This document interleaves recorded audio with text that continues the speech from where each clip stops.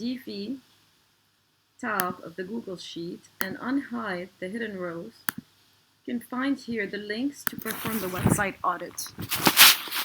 The first link enables you to do a full website audit. You just click on the website name here and you get all the results for that website in terms of audit. You get the performance, the image optimization issues, the backlinks, everything.